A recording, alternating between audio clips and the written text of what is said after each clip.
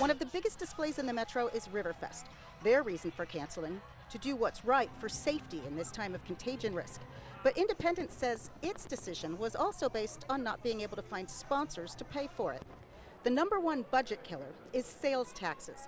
Stores once open were closed for months. As they reopen, consumers aren't spending as freely in these uncertain times, all just further escalating losses that were already coming from the convenience-related switch to online spending. We were already facing a downward trajectory with that prior to the COVID-19 pandemic.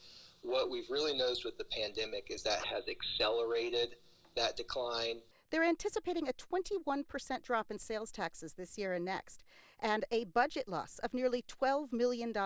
It's a dire situation. Park University professor of public administration Susan Keim says it's not just Independence, and it's not new, but rather an ongoing decline that has suddenly turned into a free fall. Over the last 5 years, there are so many things in the budgets that have not been funded by the federal government or the state government.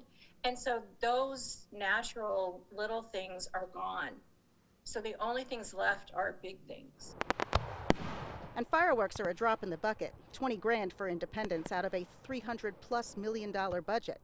Economics was behind the city's decision not to open its water park this year because a delay would cut the chances of recouping with admission fees. That savings is close to $200K.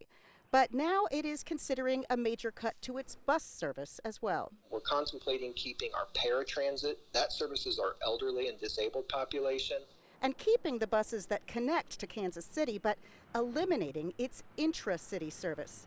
The biggest proposed cut is to staff programs like travel for training. That's $1.7 million.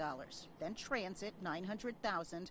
Then layoffs, 13 positions, mostly management, plus a hiring freeze and a pay freeze. It's a really impossible situation for cities to be in. There's no good way to handle any of this. The Kansas City ATA, which oversees all regional transit in the metro, will be considering a measure tomorrow that would allocate federal funds, the CARES funds, to the City of Independence for that particular transit portion so that that wouldn't need to be cut. That board meeting is tomorrow afternoon. The City Council in Independence has until June 15th to hammer out all the details and vote on the next fiscal year's budget. Betsy Webster, KCTV5 News.